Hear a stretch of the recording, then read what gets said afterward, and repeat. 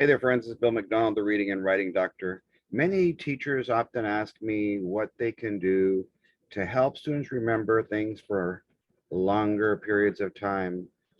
Many kids, the second they walk out the door, they forget what they've been taught, or you review with them the next day and they can't remember.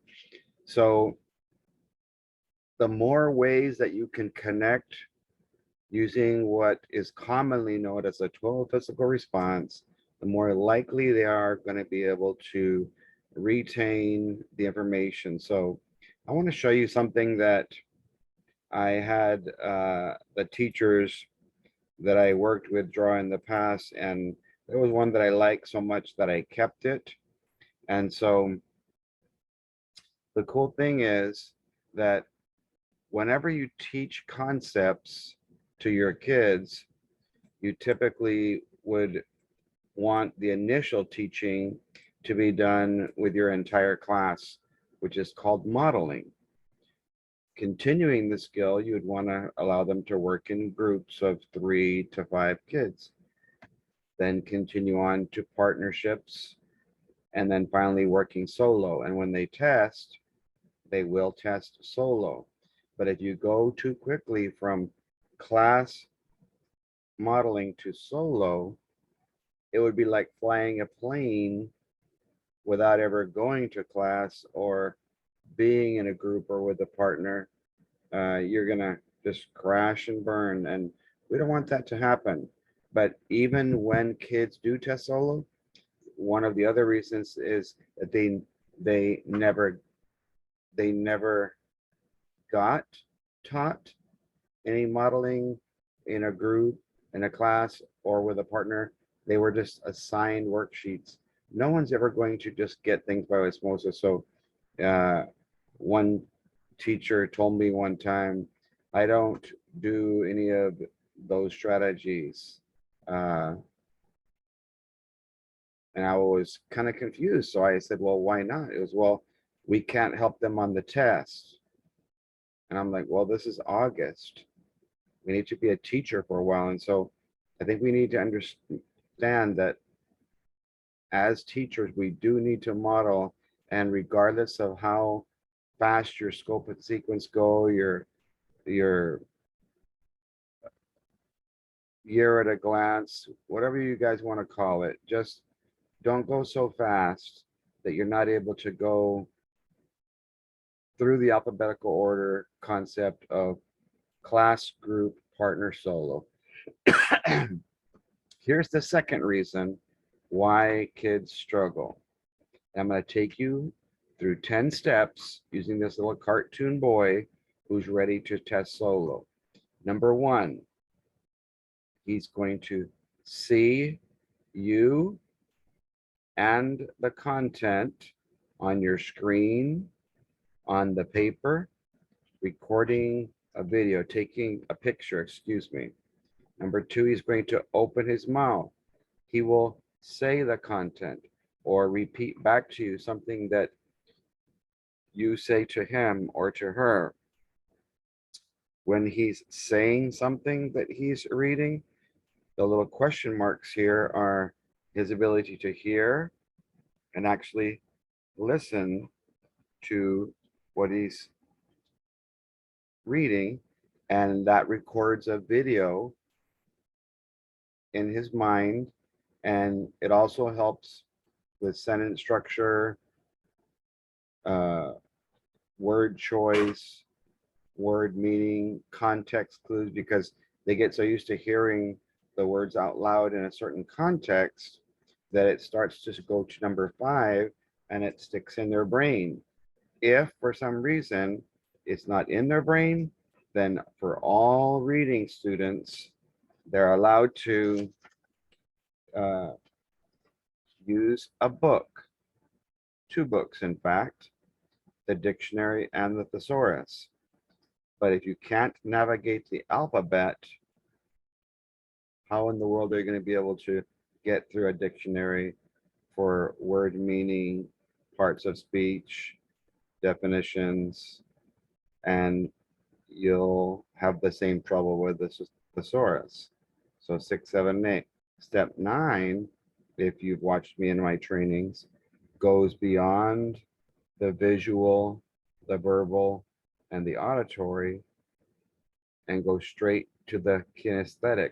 Because what's going to happen is because the kids are saying something so often in a question, it's triggering their brain to think of something that you've taught them that connects to that idea, that theme, that teak, that student expectation. And because they've heard it and listened so much, they will probably say something else or do something else kinesthetically that they'll remember. And what will happen is step 10, and it's gotten blocked out, they're going to be able to write the right answer. And so it says VBAC because of visual, verbal, auditory, and kinesthetic, the kind of order that all students can become successful. And why do I have the so and the low like this separate? Well, number one, are you seeing it? Number two, are you open your mouth and saying it softly in testing formats or with a partner? LO loudly, where you're hearing and listening, where you open your ears, and then step 5, you open your brain, or you can open your book. And so loudly would be in a class or a group setting. And so even though I mentioned it a bunch of times, I want to say it again here that silence is deadly in a classroom of auditory learners, where if you're allowing them to just see but never say for many, many hundreds and thousands of students, they're never going to be able to go past step 1, the taking of pictures, because they're not saying anything. They won't hear or listen. They might not make that brain connection. They won't be doing it softly or silently.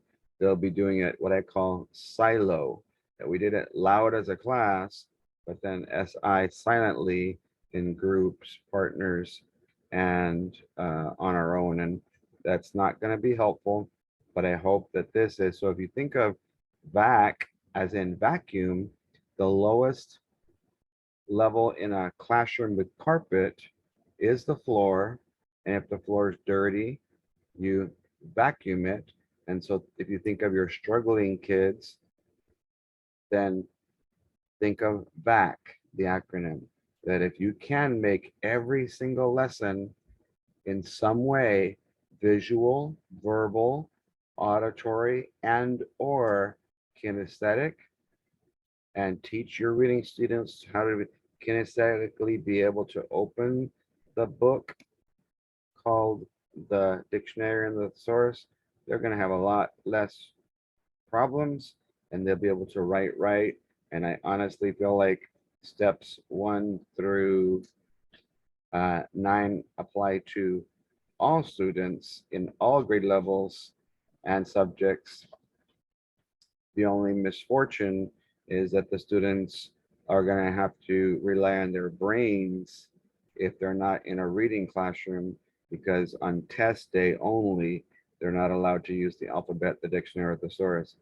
And a lot of teachers, because they can't use it on test day, they make the huge mistake of not letting them use it throughout the year. And I think that kids should be allowed to use graphic organizers all throughout the year, my folders. I think any tool that's going to help them get things into their brains and have a resource that's accessible, like colorful, the more likely the kids will do well. So if you have been struggling with why your kids are not retaining, then the concept here in this video is differentiating your instruction so that one of those 10 ways will sink into your kids' minds and they'll be able to do well forever, not just till they leave the classroom or until the next day.